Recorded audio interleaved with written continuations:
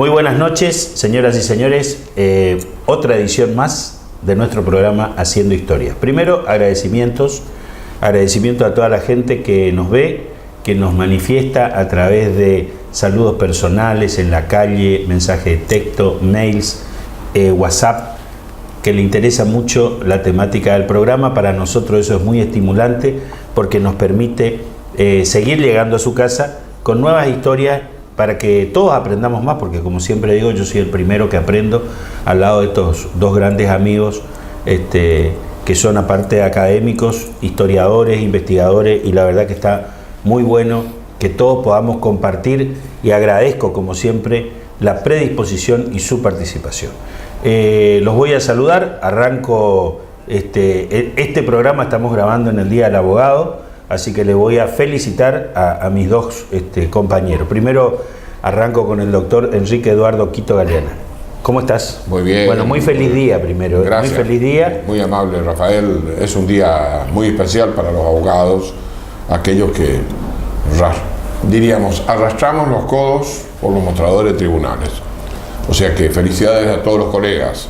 Felicidades, Dardo Ramírez Bracci, en el Día del Abogado.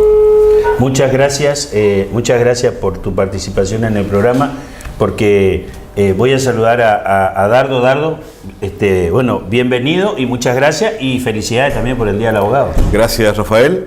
Es un gusto siempre estar en el programa y poder conversar estas historias de Corrientes y de la Argentina. Y felicitaciones también para el doctor Galeana, el Día del Abogado, un día muy importante en donde no solamente es para aquel hombre de derecho, sino aquel buen argentino que recuerda y piensa en un prohombre como Juan Bautista Alberdi, quien fue gestor de la construcción de la República, principio que hoy realmente debe ser valorado y trabajado para fortalecerlo.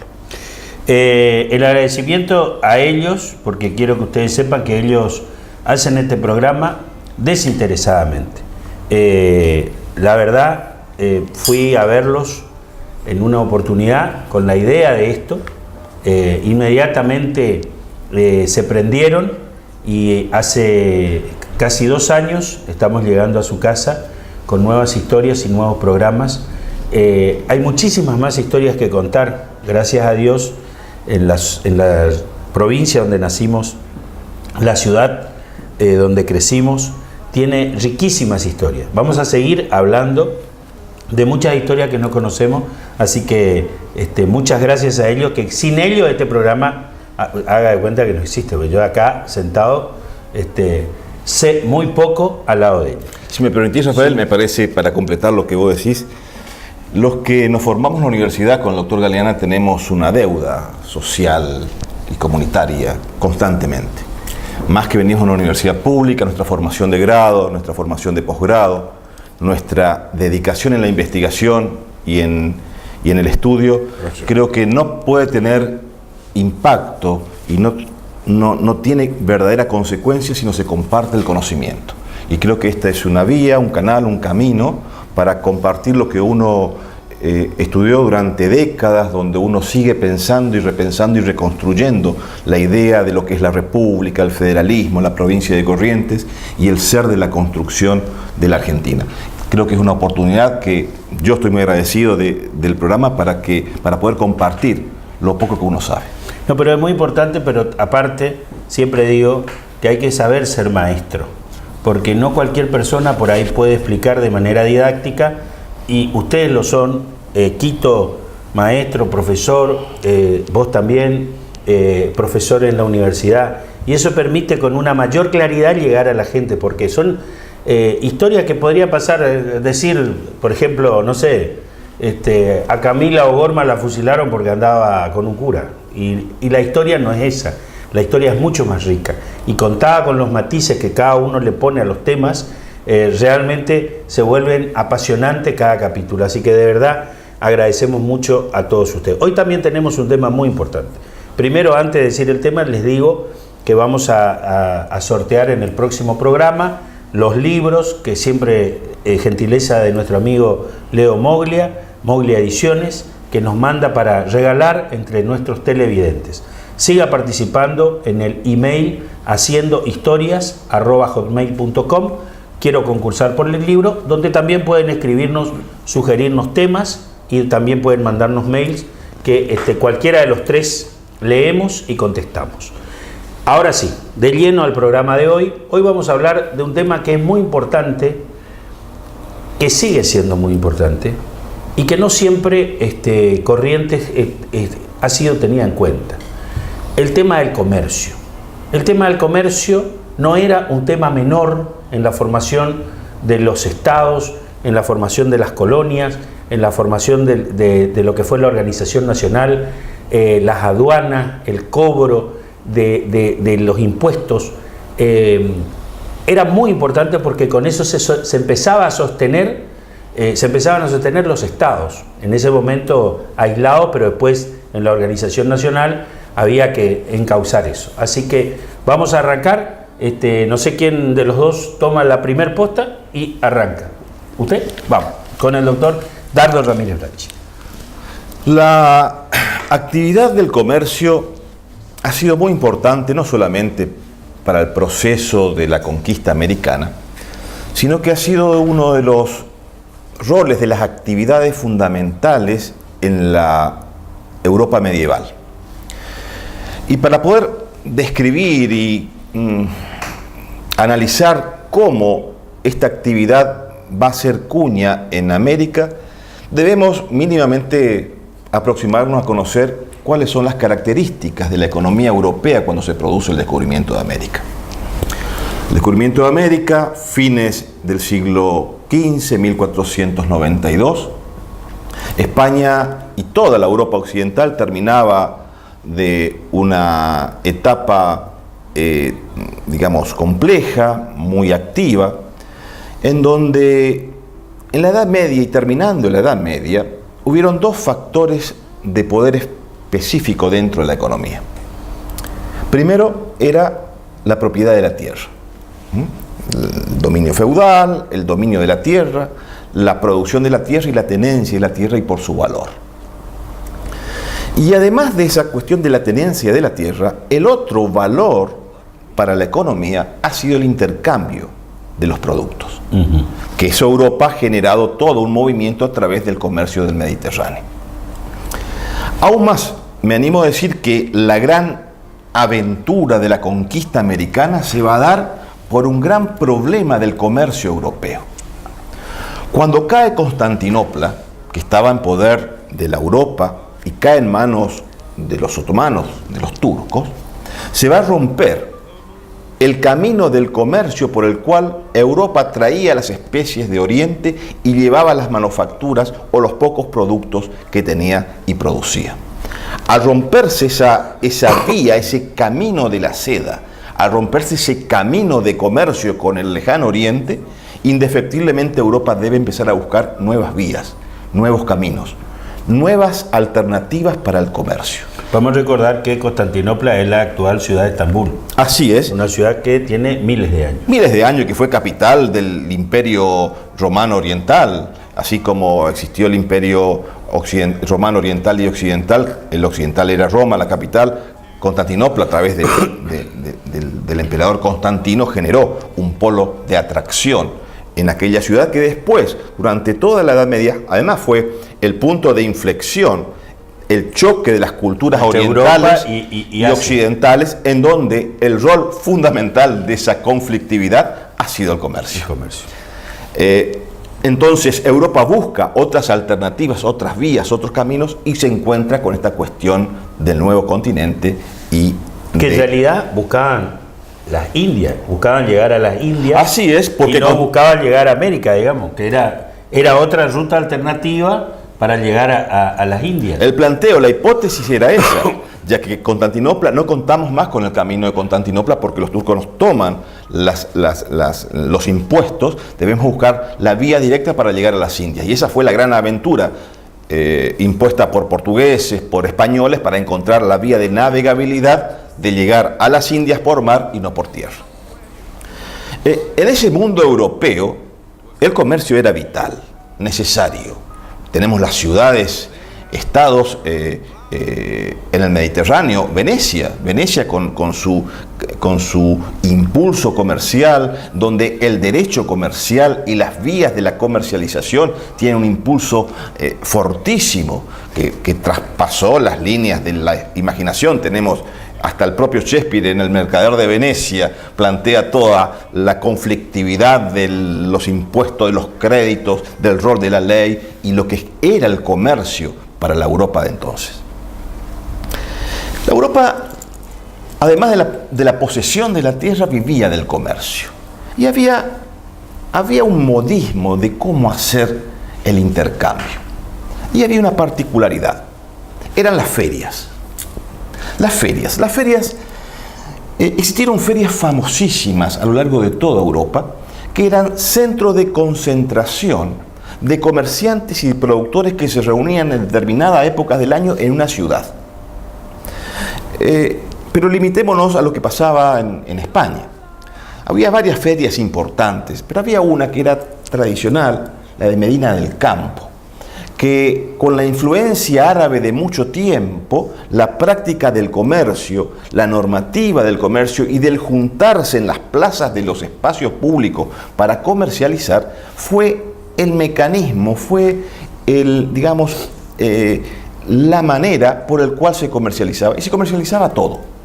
Lo que se traía de Oriente, animales, vegetales, producciones locales, libros, telas, esclavos. Era todo un gran mercado en donde se intercambiaba, donde no siempre se manejaba la moneda, pero sí muchas veces el trueque. Con esta visión de un mercado particular, de una Europa que necesitaba buscar nuevas alternativas, va a tener características propias esa economía que va a girar en derredor del siglo XV, el siglo XVI, que se va a mantener casi intacta hasta la transformación efectiva, que generará un impacto en la percepción de los valores sobre los productos, que va a ser a fines del siglo XVII, principios del siglo XVIII, el impulso que la ciencia y la técnica le va a dar a la producción. Y esto va a tener un gran shock, un gran impacto en la revolución industrial. Ahí va a haber una bisagra, un periodo de transición en donde la economía y el comercio dará un giro vital de 180 grados. No solamente va a ser el intercambio de productos, sino el valor agregado a ese producto. Y ahí va a generar un impacto altísimo, lo que decíamos, la revolución industrial, en donde con la creación de la máquina a vapor generará la producción de elementos, sobre todo en la industria textil, para generar nuevos valores y generar nuevos también espacios para mercados novedosos en América. Una pregunta, doctor, en este momento, porque si no después se va a pasar. ¿Qué moneda se usaba cuando se usaba moneda, digamos? Sí. Aparte del trueque, ¿no? Sí. La moneda estaba vinculada solamente al metálico. Era el metálico. Luego, con el tiempo, comenzó a surgir el papel que equiparaba cierto valor a la moneda. Sí. Desde luego, desde la época medieval, y hablábamos de Venecia, hablábamos de los papeles de comercio, los pagaré, los compromisos de pago, los compromisos de deuda. Y me remito para que podamos tener una imagen más, una imagen más clarificada de la cuestión. En el Mercader de Venecia se describe toda esa cuestión de la consolidación de la moneda, del préstamo, del crédito, de la necesidad de tener el crédito para llevar adelante el comercio. Desde luego que la escasez de metálico va a llevar a que la producción se produzca con el intercambio de productos. Y la América, y después del descubrimiento de América, gran parte de regiones, de zonas de Hispanoamérica, de los virreinatos hispanoamericanos, en donde no va a haber metálicos, porque hay regiones de Hispanoamérica, y pongamos el ejemplo del virreinato del Río de la Plata. Había regiones que eran consideradas fuertes económicamente, que eran aquellas que tenían reservas metalíferas. El México, Perú, México con la plata, ¿no es cierto? Y Perú con el oro, y desde luego el Alto Perú, acá en la región de Bolivia, con la producción de plata del Potosí. Estas regiones siempre fueron de altos recursos y tenían el respaldo metálico. Pero existieron otras regiones virreinales en donde la economía era pobre. En el caso de Corrientes y el Río de la Plata. Y más pobre aún porque no estaban conectadas con el circuito del tráfico de aquellos caminos de la producción metalífera. ¿Qué quiere decir esto? Las minas del Potosí durante siglos fueron productoras de plata, ¿sí? El Potosí fue uno de los centros poblacionales más importantes del Río de la Plata, más importante que Buenos Aires, más importante que Córdoba. Pero en derredor de ese Potosí, con la explotación de la plata, giraba todo un comercio de abastecimiento al Potosí, de animales, de producción agrícola, de cueros, de producción de carretas, de trabajo, que giraba a través de esa producción minera, que estaba conectado directamente por un tráfico vinculado a la plata extraída. Por eso, la región de Salta, Tucumán, Córdoba, Catamarca, estaba fuertemente vinculada a esas economías, a la producción metalífera del Potosí. Corrientes, la zona del litoral, no tenía vínculo. Por lo tanto, vivía de su pobreza constante y permanente, que no podía ubicar sus productos a los grandes centros de producción.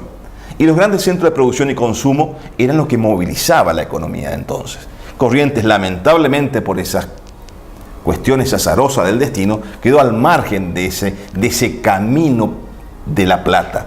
Camino de la plata que se buscó, porque recordemos que los paraguayos trataron y buscaron la conexión con el Perú por el camino del Chaco. Por supuesto, era costoso, era muy complejo y no había vías navegables, razón por la cual toda aquella región productiva y económicamente pujante en la época virreinal las vemos en los caminos reales, que va desde Córdoba, Tucumán, Salta y el Alto Perú, que eran regiones de producción primaria y secundaria que abastecían la extracción de plata del Potosí. Una cosa le pregunto, doctor. Usted dijo vías navegables por el Paraguay, pero por el otro lado, o sea, Salta, Tucumán, Córdoba, todo se hacía por caminos, ¿no? Eran caminos reales, lo que se conocían como los caminos reales. Y hablo de vías navegables porque eran las vías más fáciles de acceso, que nosotros teníamos la suerte de tener y ser un territorio costero que podíamos rápidamente traspasar y, digamos, transportar las mercaderías y la producción, pero esa producción no tenían claro. un destino de un centro productivo como podía ser el Potosí. Doctor Quito. Bueno, claramente la descripción del comercio está hecha a partir del medioevo. Yo me retrotraigo un poquito más atrás a las grandes civilizaciones que poblaron el Mediterráneo, porque siempre tenemos que tomar en cuenta, si miramos el mapa, el Mediterráneo, el Mare Nostrum del Imperio Romano, pero anteriormente ese Mare Nostrum era manejado por los fenicios, después fue manejado por los griegos. Los fenicios, que fueron considerados los primeros comerciantes, eran los primeros comerciantes, digamos, los palestinos. Fenicios entraban con fenicios y hebreos que fueron estableciendo diversas ciudades. Vamos a tomar el caso de Marsella, en Francia, Marsella, y que fue fundada por los fenicios. El condado de Barcelona, que fue fundada por los fenicios. Gerona, fundada por la comunidad hebrea. La segunda Jerusalén, o la Gran Jerusalén de España. Así lo mismo que en Valencia. A través de toda la costa española y a través dentro de la propia España, se ven los restos, no solo de los griegos, de los fenicios, sino de los romanos y de celtas e íberos, que son los originarios de esa península. Pero en ese traficar comercial de todas las ciudades europeas, nace, bien dice Dardo, las ferias. La feria de Estrasburgo, la feria de París, la feria de Madrid. La feria era el lugar, el mercado. ¿Qué es el mercado? Muchas veces decimos el mercado y nos imaginamos un edificio. Un edificio, a ver, ese es el mercado. No, el mercado es el lugar donde se encuentran los seres humanos que traen ofertas y que traen demandas. No es un espacio físico, Claro. es un lugar temporal sobre un determinado territorio que fijamos arbitrariamente. Bueno, elegimos mejor Venecia. ¿Por qué? Porque Venecia estaba ubicada en un centro radial que atraía a diversas ciudades. Elegimos Estrasburgo porque estaba al norte de Francia y permitía el comercio con los noruegos, los suecos, alemanes, suizos, etc. Nace, bien dice Dardo, las ferias. Las ferias eran de tiempo en tiempo. Una feria correspondía a un tiempo, otra feria que va a ser la que va a establecer los plazos comerciales. Los plazos comerciales que hoy denominamos los plazos bancarios. A determinada 30, 60, a 30, 90. 60 o a cierto tiempo vista, y aparece un instrumento fundamental en el comercio, como la escasez de metálico, a lo que se agrega la mala moneda. ¿Ya había moneda Ya había falsa? monederos falsos. En la legislación española, a partir de Alfonso Sabio, el Fuero Juzgo, Novísima Nueva Recopilación, etcétera, capítulos enteros hablan de los monederos falsos y la pena de muerte. ¿Qué hacían? Tomaban la moneda de oro y la de plata y la limaban. Así le sacaban unos gramos a la moneda. Le iban sustrayendo oro. Entonces esa moneda que representaba un determinado valor valía menos, porque no era buena, era la mala moneda. Por eso cuando le cazaban algún monedero falso, alguno que adulteraba el valor de la moneda, lo condenaban a muerte. En esas ferias aparece una figura dentro del derecho comercial importantísima para esa época, que es la letra de cambio. El comerciante tenía que ir con una bolsa de monedas de oro y de plata para poder comerciar. Pero era peligroso por los caminos, por los asaltantes. Si bien es cierto que en la Europa medieval, como dice Charles Goff, Henry Pirén, Luis Alberto Romero, Luis Romero, ¿sí?, y otros historiadores que se ocupan exclusivamente del medioevo, Europa estaba enlazada por caminos de piedra, las vías que los romanos habían construido por toda Europa. Y esas vías de piedra hacían que los centros comerciales se comunicaran entre sí. Lo que es más, la navegación del Danubio, la navegación de los ríos europeos eran aprovechadas de manera perfecta por ellos. Y ese sacarse el peso de la moneda, llevaban un papel. El papel era un librador, letra de cambio. Yo libraba una letra de cambio para Dardo Ramírez Bracci, que era el beneficiario. Pero como Dardo Ramírez Bracci vivía en Génova y yo vivía en Valencia, tenía que haber alguien en Génova que le pagara a Dardo Ramírez Bracci. Entonces yo tenía mi agente comercial allá con la plata. Y ese agente comercial era el aceptante. El librador, el beneficiario y el aceptante. El aceptante es el banco. ¿Dónde vimos reflejada esta realidad? En el giro postal o en el giro bancario o en el giro telegráfico. Hay un librador, hay un aceptante que es el correo y hay un beneficiario que es el que cobra. Esa letra de cambio permitía también conocer qué comerciantes tenían solvencia y qué comerciantes no tenían comercio. Entonces se reunían en una plaza, los comerciantes, se sentaban en un banquito, en un banco, y allí realizaban sus negocios, o en algunas calles. En el caso de Cádiz, la calle ancha. En la calle ancha los comerciantes estaban en la calle, negociaban. Cuando el comerciante no cumplía con sus obligaciones o sus negocios no le fueron bien, se le rompía el banco. Por eso se le quebraba. Se le quebraba el banco públicamente para que todo el mundo vea. No había televisión, no había medios de radio, comunicación, no había, claro, más que rumores, corrillos chismografías, etc. Por eso, para que todo el mundo vea que este comerciante no podía realizar operaciones, se le quebraba el banco. Por eso se llama bancarrota. De ahí viene la famosa ley de concursos y quiebras, bancarrota. Que Europa está llena de ejemplos de grandes bancarrotas, grandes quiebras, de grandes casas comerciales que generaban una ola de miseria espantosa en determinados puntos.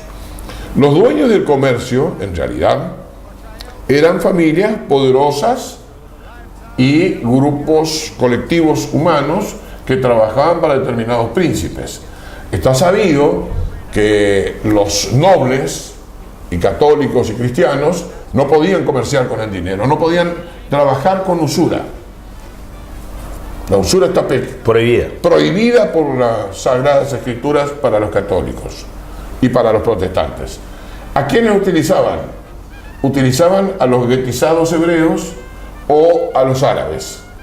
Por ende, como estos no tenían problema en realizar los préstamos, el capital era de los cristianos y el trabajo lo realizaban los hebreos, a los cuales los sacaban del gueto, los encerraban en una ciudad amurallada, los sacaban del gueto al solo efecto de realizar esos trabajos, le daban el capital, estos tenían que rendir cuenta a su señor secretamente, porque el señor tenía que estar protegido, claro, la imagen de él. En cuanto a su moral, a su dignidad. Y eso hace que, lógicamente, el comercio prosperara. Ahora bien, ¿cómo se producía el comercio cuando se rompe el vínculo con Oriente? Cae Constantinopla, que los cristianos le dejan caer a Constantinopla. Por eso tenemos que agregar, el Imperio Romano de Occidente le deja caer a Constantinopla en manos de los otomanos. ¿Por qué razón? Porque eran enfrentados comercialmente, eran enfrentados inclusive religiosamente, porque si bien eran cristianos, no tenían la misma interpretación de las Escrituras. Había discordancia en esa forma de pensar la religiosidad.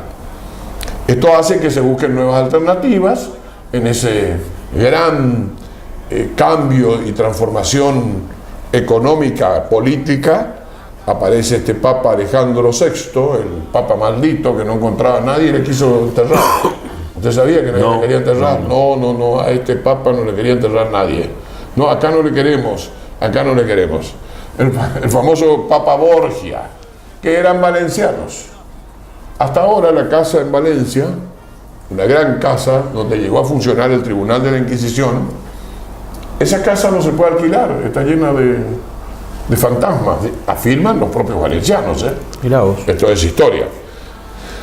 Es así que un grupo de comerciantes instalados primero en Sevilla, en la Torre del Oro, sí, sobre el río Guadalquivir, manejaban el comercio americano. Me refiero al comercio de nuestra América, de una manera triangular. Sevilla, el único puerto habilitado de España, o sea que vos vivías en Bilbao, en Santiago de Compostela, en Barcelona, etcétera, vos tenías que venir a Sevilla. De Sevilla despachar tus mercaderías. Salía esa a dos puertos. Una iba a México, otra a Nueva Granada. Las mercaderías llegaban a lo que hoy es Colombia y Venezuela, de ahí venían a lomo de burro al Perú, del Perú venían a lomo de burro a Cochabamba, Chuquisaca, de Cochabamba, Chuquisaca venían a lomo de burro hasta Buenos Aires, porque nosotros el comercio no lo teníamos habilitado y el puerto menos. Cuando en 1776 se crea el Virreinato del Río de la Plata, con Carlos III, presuntamente un rey progresista, pero no lo era tanto, impone el Reglamento de Comercio Libre.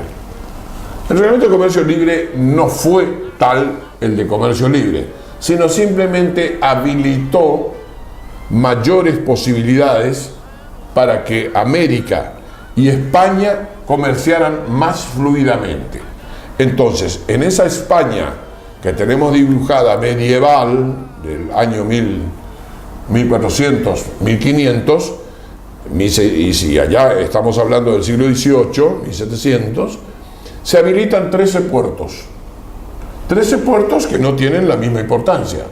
De esos 13 puertos se dirigen 24 líneas, o sea, el dibujo de un triángulo perfecto se convierte en un poliedro.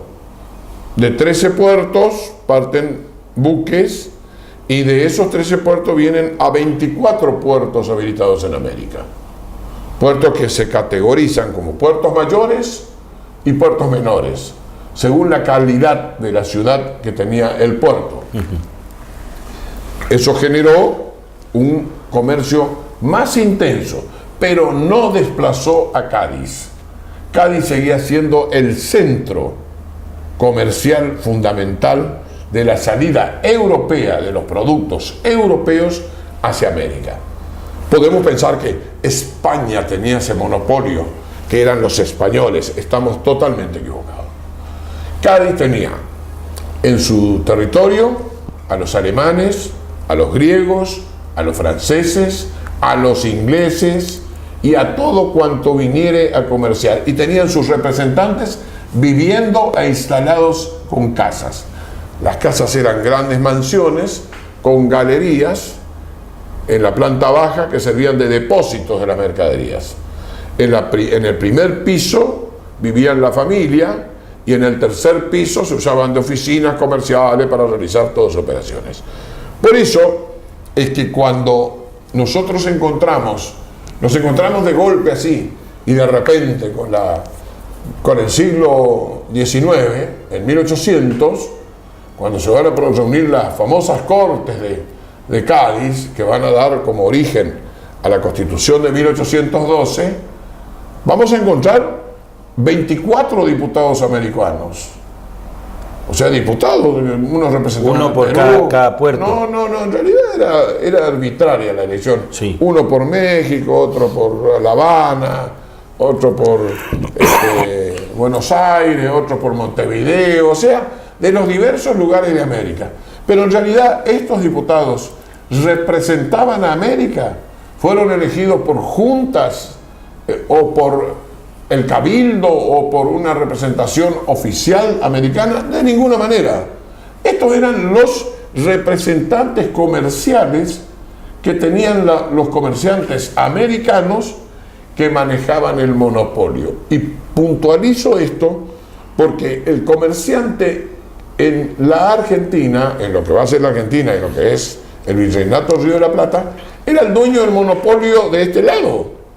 O sea, vos eras comerciante en Buenos Aires, pero no formabas parte del patriciado, de ese colectivo social que manejaba el comercio, y vos estabas totalmente afuera. ¿Quién gobernaba Cádiz? Gobernaba Cádiz el consulado. El consulado, el prior, que era el presidente, era elegido por la ciudad de Cádiz. Pero los cónsules y los 9 conciliarios eran elegidos entre los comerciantes. ¿Quiénes elegían? Los franceses, los ingleses. ¿Qué bandera traían esos barcos? Banderas españolas.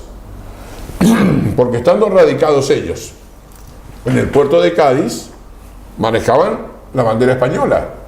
Inclusive hasta esa simulación que se hacía de los barcos ingleses cuando estaban en guerra con España, esa simulación ya no era casi necesaria, porque el barco venía con bandera española, pero la tripulación era inglesa, la mercadería era francesa, griega, romana.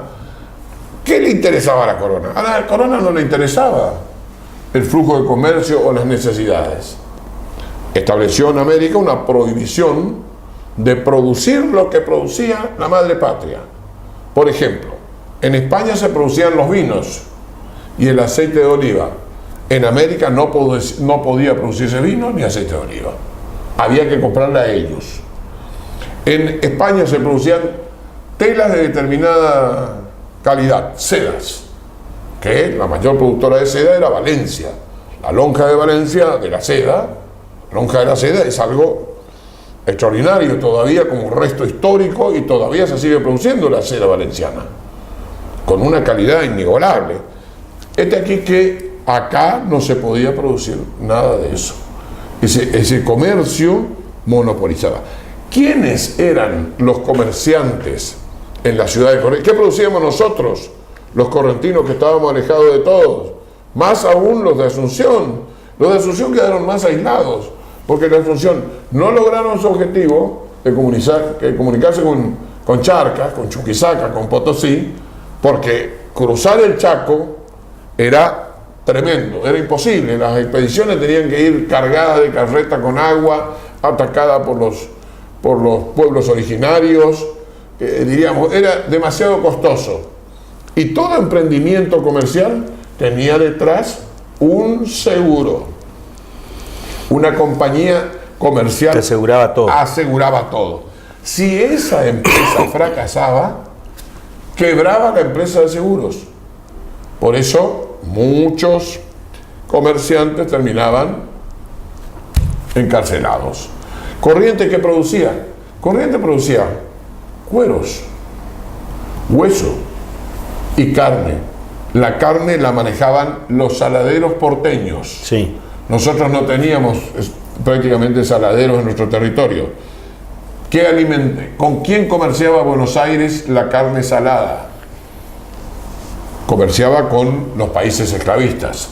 La comida de los que tenían muchos esclavos era la carne salada. Por ejemplo, Asunción compraba carne salada de Buenos Aires en vez de fabricarla ellos. Brasil compraba carne salada de Buenos Aires en vez de fabricarla ellos. Y así sucesivamente. Nosotros siempre exportamos algo que no materia prima no elaborada. En realidad el charque ya era medio una materia elaborada, pero una materia elaborada muy primaria, muy infantil.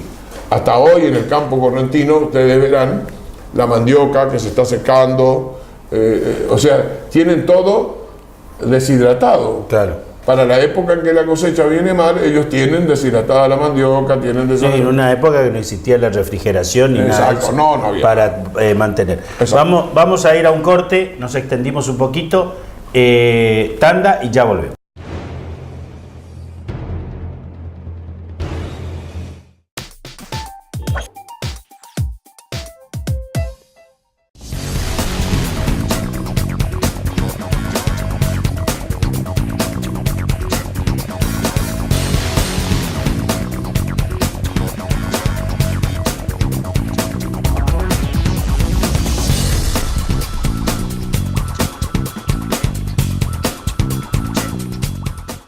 El Litoral, la información más calificada, sorteos, promociones y muchos más beneficios. Deportes, sociales, policiales, política, con más suplementos. Ellitoral.com.ar, la mejor cobertura online.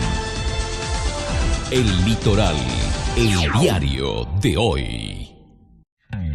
Si sos del norte, ahora tenés descuentos diarios. Llegó el programa de beneficios para lectores del diario Norte de Corrientes y de Chaco. Soy Norte Club, un programa de beneficios y descuentos que permite ahorrar todos los días del año en artículos para el hogar, supermercados, con el auto, indumentaria, belleza y salud, entretenimientos, gastronomía y turismo.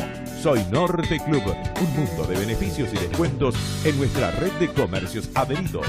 2 provincias, una sola tarjeta, el doble de beneficios. Pedí ya tu tarjeta al 0800-888-66783.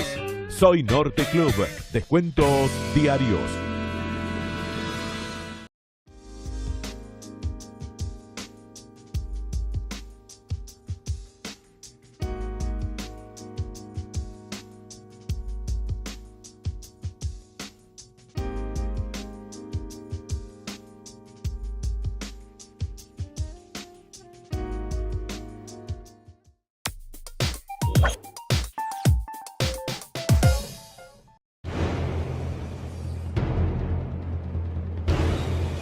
Continuamos, señoras y señores, con este tema apasionante del comercio. Quiero decir que lo que decía el doctor Quito Galeana de la imposición de la madre patria o de las grandes potencias de esa época se mantiene hasta el día de hoy. El comercio es, para mí, el valor fundamental y motivo de muchos conflictos entre países. Las embajadas, los consulados, los agregados comerciales siempre están buscando la ventaja comercial para el país dominante, digamos, para la potencia.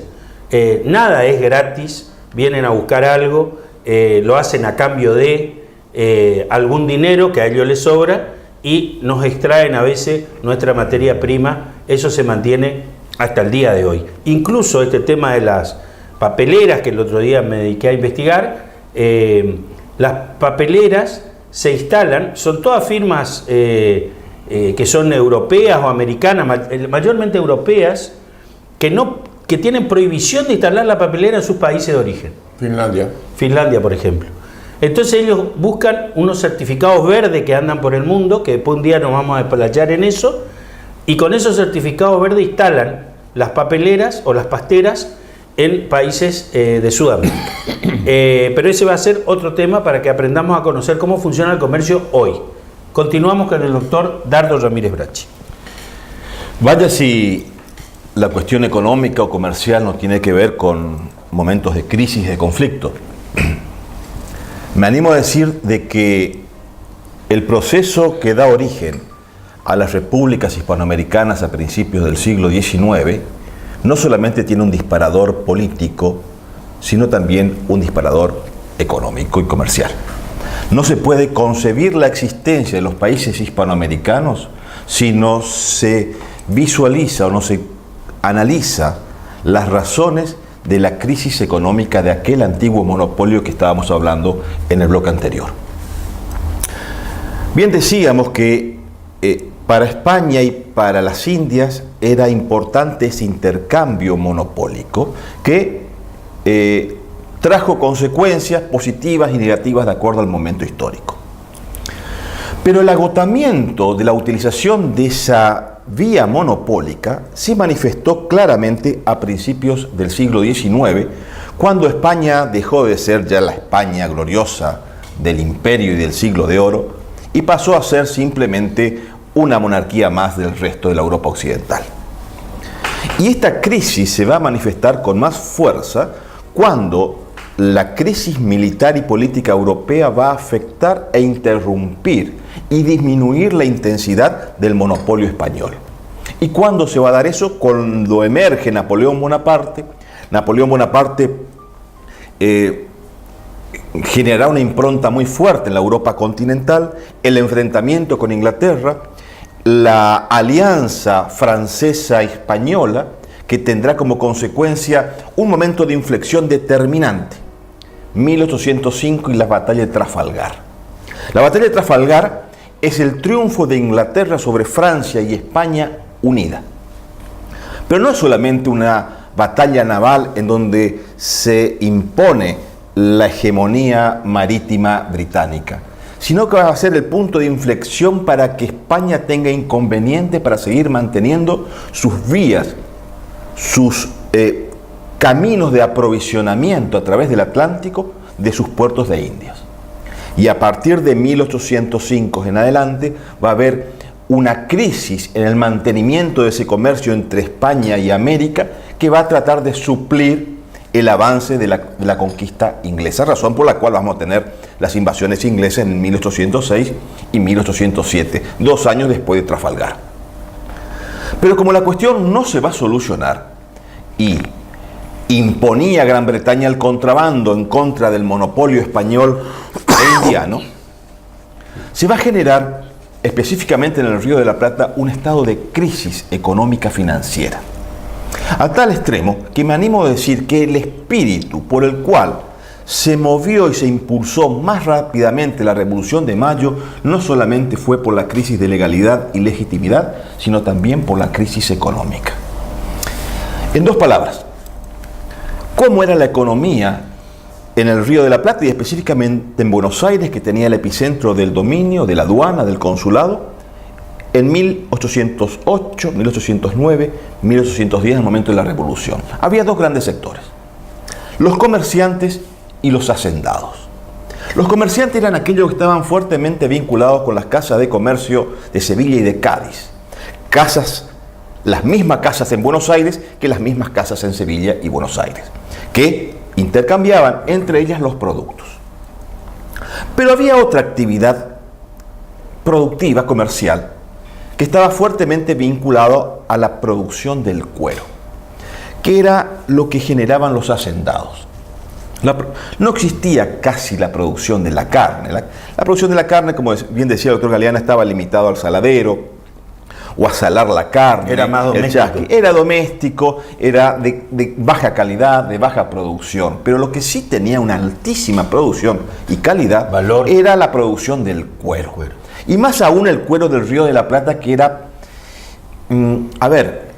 era buscado por todos lados, por todos los rincones del mundo. ¿Por qué? Porque el cuero del animal, del ganado del Río de la Plata era único e indescriptible. Era resistente, era flácido, era maniobrable. Razón por la cual la conocida después revolución del cuero, la producción local del Río de la Plata va a ser determinante. Los hacendados que producían cuero, no producían carne, producían cuero. Producían cuero. Las vaquerías, las famosas vaquerías de la Pampa, era para matar el animal, sacarle la lengua, comer la lengua, que era la parte más tierna, y sacar el cuero.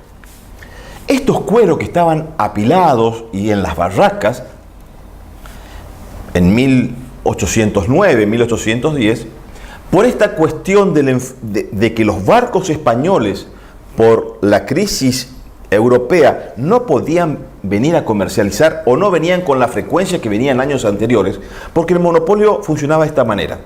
Traían mercaderías, las vendían y ponían en sus bodegas mercaderías locales para llevarla a Europa, específicamente a España. Generalmente lo que se llevaba del Río de la Plata era cuero. Pero ¿qué pasaba? Los barcos españoles no venían, porque Trafalgar y las maniobras inglesas habían interrumpido las normales vías de intercambio con España. Entonces los hacendados tenían sus cueros, pero no lo podían vender porque la legislación, la normativa española decía solamente vender a España. Y como no venían los barcos españoles, los cueros se apolillaban, se destruían en las barracas. Razón por la cual estos hacendados comenzaron a exigir la necesidad para que se genere alguna apertura en el comercio del puerto de Buenos Aires.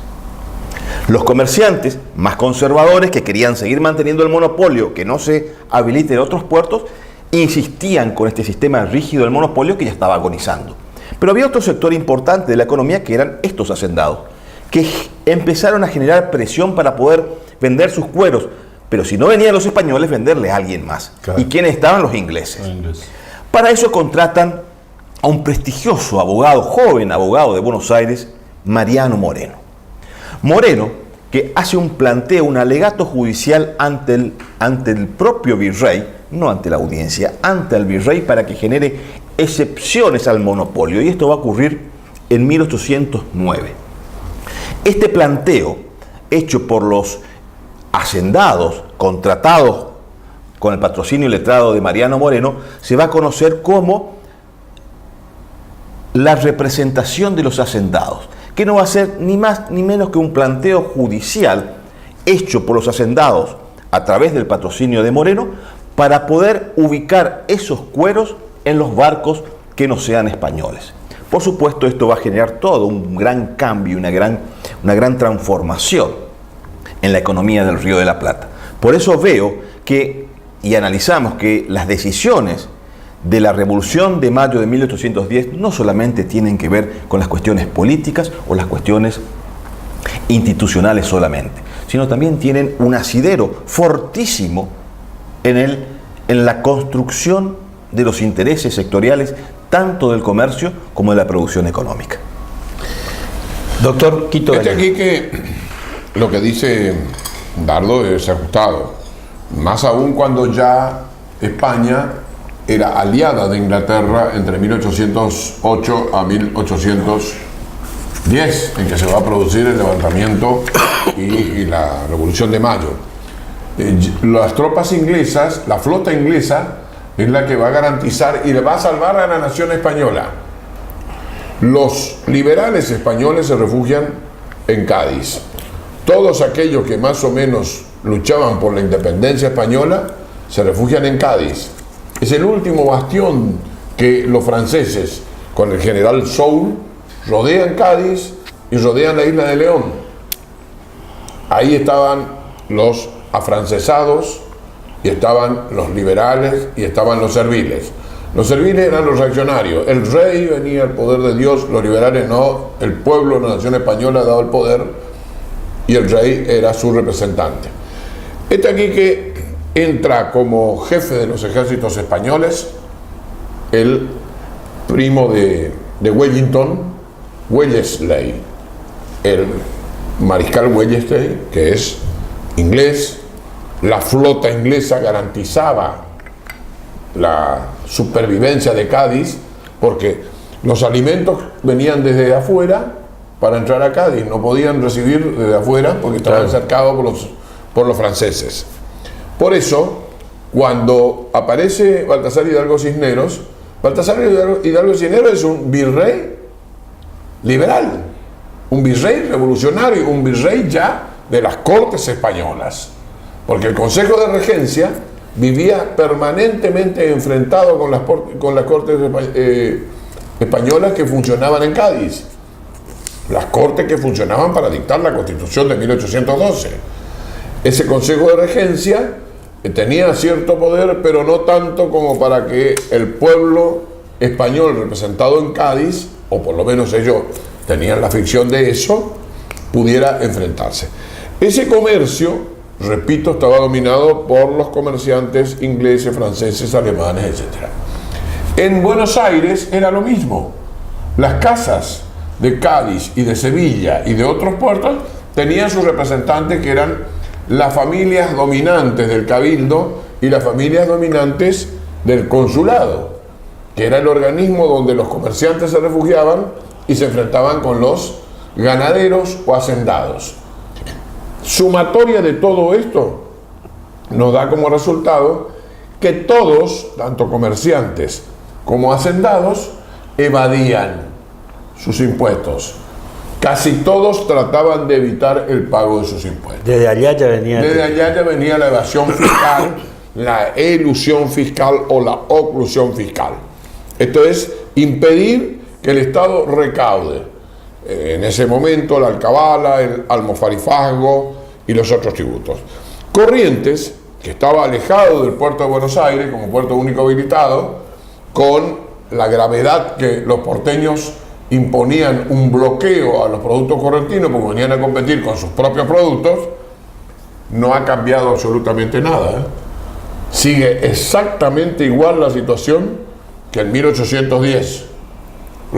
Cuando los productos correntinos llegan al puerto de Rosario, hoy habilitado, y llegaban al puerto de Buenos Aires, ya llegaban tarde, porque los porteños habían satisfecho con otros tipos de comercio lo que producía Corrientes. También en Corrientes, las familias presuntamente patricias, y digo presuntamente patricias porque ninguno era patricio, todos eran mestizos. Había un mestizaje perfectamente definido y algunos creen que, por ejemplo, la esclavitud no tenía importancia. Había una cantidad enorme de esclavos en la ciudad de Corrientes. En el Paraguay había 40.000 en la época que estamos hablando, o más de 40.000. En Corrientes había una cantidad que pertenecían a las órdenes religiosas y a las familias más caracterizadas. Cuando probamos nosotros, y creo que está documentado en el archivo de Corrientes, que la gente comerciaba el comercio interlope. Cuando viene la flota anglo-francesa, fuerza el río Paraná, entra hasta el puerto de Corrientes y creo que llega hasta Asunción, no sé si en eso me equivoco, llega a Asunción. El registro del comercio que se realiza por la flota acá en Corrientes da como resultado 20. Así que Corrientes vendió 20. En realidad llenaron las bodegas de los buques. Claro, pero se mentía. Claro, se salían por los túneles de la ciudad al río y allí cargaban los cueros, cargaban lo que llevaban, los productos del país, como se denominaban. y que entraban, como vemos en los diarios de la época. En 1848, Corrientes Confederada, como hemos leído, había pañuelos de seda, bayeta, casimires, pavas. Sí. O sea, todos los objetos que se producían en Europa Entraban así. entraban así y se vendían en Corrientes. ¿De dónde salió todo eso? Salió del comercio interno, porque en cuanto al producido de ingresos y egresos de la aduana de Corrientes, no se refleja esa cantidad de productos comercio que tenían los comerciantes correntinos. Esto pertenecía a una minoría de la población muy estricta. Los demás eran, como dice el correntino, poriajú, pobres, que solamente prestaban servicio de vender una vela de cebo, o vender una empanada, o vender alguna torta, o algo hecho a mano en la casa. Para poder subsistir, era una economía de subsistencia. Economía que no ha cambiado, porque en Corrientes sabemos perfectamente bien que no tenemos industrias, no la hemos desarrollado, ni parece que no la vamos a desarrollar durante bastante tiempo, y el correntino sigue apegado al empleo público y a la producción primaria. Han desaparecido los artesanos, van desapareciendo lentamente aquellos que... Artes y oficios, aquellos que van agregando riqueza a algún producto, pero ese comercio era manejado por, llamemos, 10 familias de Corrientes. Esos eran los dueños del poder en Corrientes. Ellos ponían y sacaban gobernadores, ponían y sacaban funcionarios. Ellos, el más importante de los comerciantes era el que tenía un barco. El que tenía el barco ya era un paso adelante, como ocurría en Cádiz. Las casas comerciales gaditanas se caracterizaban de acuerdo a la cantidad de buques que tenían a su disposición para el comercio. Vale decir, el comercio fue uno de los disparadores de la independencia. Por eso, Córdoba, Salta, Jujuy, La Rioja, San Juan, Mendoza, esos no tenían problemas, porque esos tenían salida al Pacífico. Esos cruzaban la cordillera y comerciaban permanentemente con sus productos. En cambio nosotros dependíamos de Buenos Aires y teníamos la barrera de la Asunción arriba y la barrera del Brasil del otro lado. O sea que nosotros estábamos encerrados en un círculo vicioso, llamémosle, del cual no supimos salir. En vez de conectarnos vía Atlántico por Brasil y tratar de fortalecer ese vínculo con los brasileros, que no podíamos hacerlo porque Brasil era un país eminentemente esclavista, que subsistía a través de sus grandes producciones con mano de obra esclava, que no era solamente, y acá aclaremos, los esclavos no eran solamente los hombres de color negro, los esclavos eran hombres también de color blanco. Los ingleses vendían a los irlandeses. La esclavitud blanca fue extendida a través de Norteamérica y de Centroamérica y Brasil. Se vendían a los irlandeses, los cazaban a los irlandeses en 300.000 a 400.000 irlandeses y los vendían como esclavos. O le ponían un símbolo que decía pobres, y eso significaba que ese no tenía ningún valor. La P de pobre en la ropa era desaparecer como ser humano. Se convertía más o menos en lo que denominamos cosa, res. Por eso, el comercio fue el impulsor de la revolución. A través del tiempo hemos logrado ser un país comercial, hemos logrado imponer una característica comercial. No. Chile se ha desarrollado, Uruguay siempre fue un país comercial. Brasil, un país comercial. Nosotros seguimos estancados en proyectos, en sueños y algunos dislates que nos caracterizan en el mundo. Señoras y señores, hemos llegado al final de otro apasionante programa, El Comercio, que tiene mucho que ver con todo lo que sucedió en el mundo, en la historia, en nuestra región. Materia pendiente, tal vez en un futuro hagamos un segundo programa sobre el comercio, porque ya ven que es riquísimo y a veces el tiempo no alcanza. Muchas gracias por acompañarnos. Hasta el próximo programa.